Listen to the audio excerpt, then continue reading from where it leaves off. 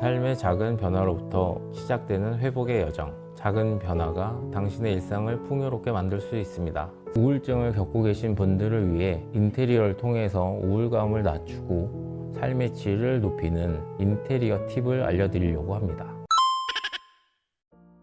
안녕하세요. 주식회사 끄끄의 대표 디자이너 밤콩입니다.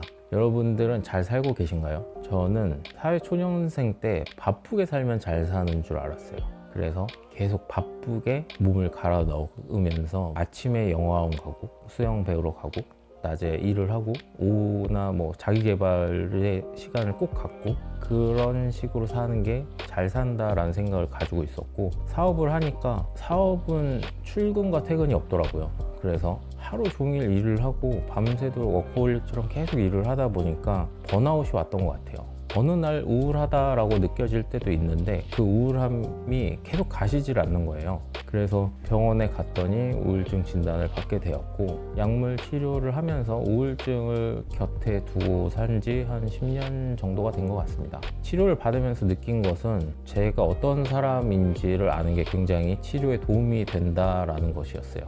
그래서 나는 무엇을 할 때 행복한지에 대해서 되게 큰 고민을 했고, 저는 고민을 하면서 저를 조금씩 알아갔던 것 같아요. 행복에 대해서 생각을 굉장히 많이 해봤는데, 행복은 관계와 빈도라는 말을 들었는데 그 말이 딱 맞다라고 생각을 합니다. 그래서 사람이 사회적 동물이다 보니까 관계라는 것이 생각보다 많은 의미를 가지고 있더라고요. 그래서 저는 혼자 있는 걸 굉장히 좋아하는 사람인데, 그와 동시에 사람들이 저희 집에 놀러 오는 걸 좋아해요. 그리고 설거지 하는 거를 굉장히 싫어하는데 다른 사람이 말을 걸어주면 또 설거지가 그래도 할만해지더라고요. 그래서 대면형 주방을 만든다든지, 햇빛 쬐는 걸 좋아하니까 테라스 공간을 꾸민다든지, 그런 것들이 저에게 큰 도움이 된다라는 것을 저를 통해서 실험을 해보면서 많이 느끼게 되었고, 제가 아무래도 직접적으로 증상을 겪었던 환자로서 제게 했던 저 스스로의 인테리어 처방들을 어떤 것들이 도움이 되더라 하는 것들을 오늘 이야기를 해드리려고 합니다. 첫 번째, 최대한 청소하기 쉬운 구조가 좋습니다. 일단은 우울증의 좀 무서운 영향 중에 하나는 무기력감인 것 같아요. 이게 에너지가 없다고 표현을 해야 될까요? 그냥 아무것도 하기 싫고 계속적으로 침대에 누워있고 싶고 침대를 벗어나기 좀 힘들다는 느낌? 그래서 출근도 하기 힘들 때가 있고 그냥 침대에 누워있는 시체같이 느껴질 때가 있어요. 화장실을 갔다가 다시 침대로 와서 눕는데 그 침대의 환경들이 다 눈에 들어오는 거예요. 아, 내가 정상이 아니구나, 그런 느낌을 받을 때가 있어요. 침대 옆에 쿠폰 휴지가 막 어지러이 있는 거예요. 그 어지러이 있는 휴지들을 보면서 약간 그게 나의 바로미터 같은 느낌? 내가 좀 상태가 안 좋구나? 그런 것들을 느낀다고 해서 또 스트레스를 받아요. 아, 내가 내 방도 못 치우다니 진짜 최악이구나. 좀 나는 왜 이렇게 살고 있나? 약간 이런 생각이 들 때가 있어요. 근데 그걸 또 치울 힘이 없거든요. 그게 문제예요. 그러니까 극복을 하면 되지라는 얘기를 하는 사람은 그걸 겪어보지 않은 사람인 것 같아요. 그게 극복이 안 되니까 병인 거거든요.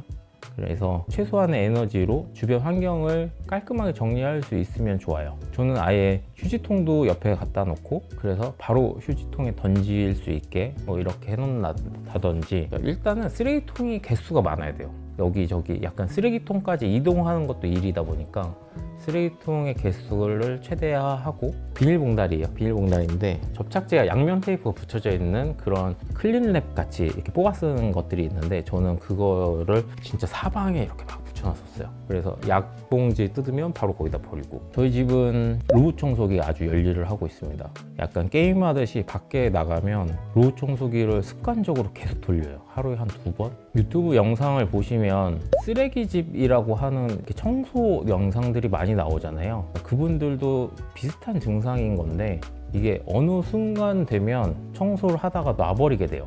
그러니까 그 순간이 오지 않게 회복 탄력성이라고 하는데, 그 고무줄이라는 거는 잡아당기면 다시 줄어들잖아요. 근데 그게 어느 순간에 너무 큰 장력을 얻게 되면 고무줄이 딱 끊어져 버리듯이, 그 끊어지지 않을 때 빨리 다시 청소를 하는 게 되게 중요한 것 같아요. 그리고 저는 요즘 그 서비스를 굉장히 잘 이용하고 있는데, 오늘수거라는 앱이 있고요, 커버링이라는 앱이 있습니다.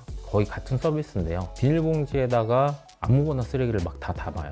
막 다 담으면 그분들이 수거를 해 가시거든요. 그리고 그분들이 분리수거를 해 주시는 거예요. 그러고 나서 저희한테 금액을 청구를 하는 거죠. 그 금액이 막 한 3,000원, 4,000원 그 정도 비용이 청구됐던 것 같아요. 컨디션이 좋을 때 청소를 하려고 하고 컨디션이 좋지 않을 때는 최대한 안 어지르려고 하고 유지가 된다라는 느낌을 계속 받을 수 있도록 노력을 하고 있습니다. 내가 나에게 실망하지 않도록 어느 정도의 청결도를 유지를 해주는 게 굉장히 중요하다는 이야기를 드리고 싶습니다.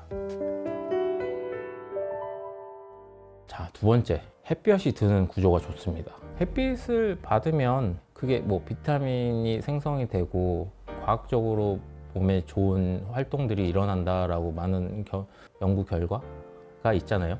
그래서 저는 IoT 시스템을 통해서 조도 센서를 함께 연동을 해서 아침에 해가 뜨면 커튼이 거쳐서 이제 햇빛이 집 안으로 들어올 수 있도록 그런 식으로 연동을 해주는 시스템을 가졌어요. 우울증 환자분들은 수면 장애가 있는 게 거의 대부분이거든요.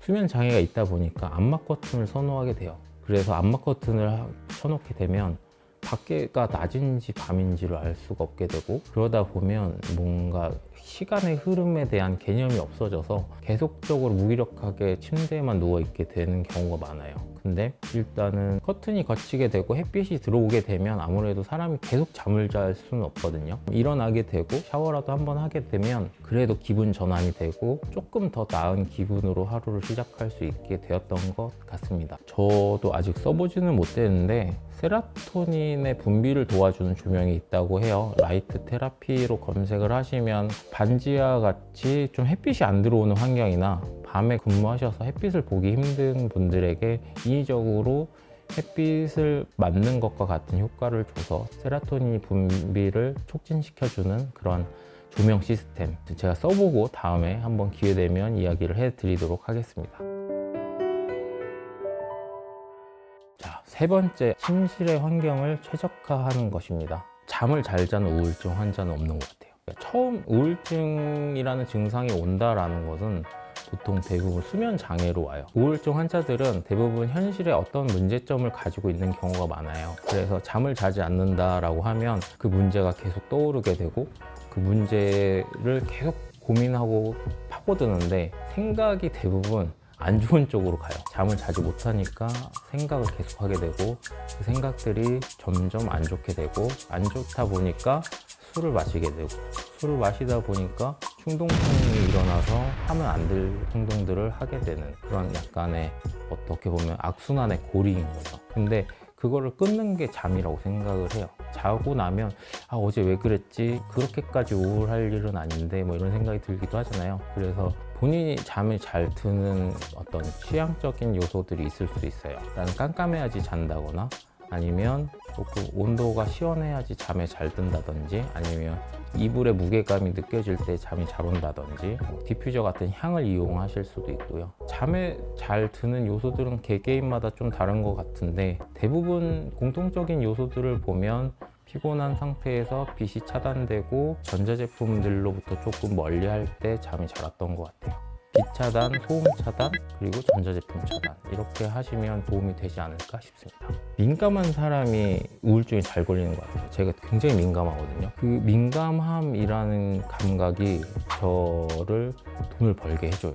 작업자분들이 어떤 분이 저한테 그런 얘기를 했거든요. 눈에 자가 달린 것 같다. 이게 인테리어 디자이너로서 도움은 되는데 일상생활에서는 되게 불편한 요소들이에요. 저만의 약간의 우울 레시피 같은 건데 제가 좋아하는 향을 찾았어요. 집에 딱 들어오면 그 향이 나게끔 디퓨저를 문 앞에 놔뒀거든요. 그리고 저는 귀찮음에 최적화되어 있는 방을 최대한 만들고 있어요. 그래서 누워서 책을 보려고 최근에 안경을 하나 샀어요. 그 안경이 되게 기발하더라고요. 그래서 요즘 그거를 좀 애용하고 있습니다. 아무튼 본인을 아는 게 제일 중요한 것 같아요. 내가 어떤 사람인지, 어떤 향을 좋아하는지, 어떨 때 우울한지, 누구를 만나면 기분이 나빠지는지. 그래서 안 좋아하는 것들을 좀 피하고 좋아하는 것들을 좀 더 많이 하고 내가 좋아하는 사람들과의 관계를 많이 가져갈 때 조금 더 기분이 좋아지고 개선이 되지 않나 싶습니다. 그래서 인테리어적으로도 내가 좋아하는 색깔, 내가 좋아하는 향, 내가 좋아하는 동선,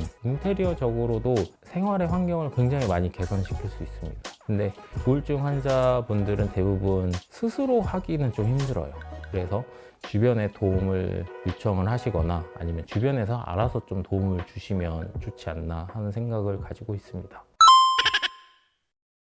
자, 오늘은 우울증은 날려보내고 보다 행복한 삶을 살 수 있도록 인테리어 팁을 알려드렸습니다. 다음에도 인테리어의 모든 것을 깐깐하고 꼼꼼하고 깔끔하게 그 디자인 대표 디자이너 밤콩이 알려드리도록 하겠습니다. 최근에 마음이 아프시거나 좀 다른 사람은 어떻게 극복했는지가 좀 궁금하다, 이런 것들에 대한 생각이 많으신 분들이면 댓글을 남겨주시면 저도 최선을 다해서 도와드리도록 하겠습니다.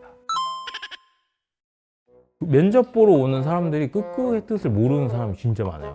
근데 그럼 100% 탈락이거든요. 100%. 면접 보러 오시는 분들은 끄끄를. 근데 끄끄가 뜻이 어렵나? 깐깐하게, 깔끔하게, 꼼꼼하게, 깐깐하게. 끄끄의 밤콩. 더 이상 저희와 함께 하실 수 없습니다.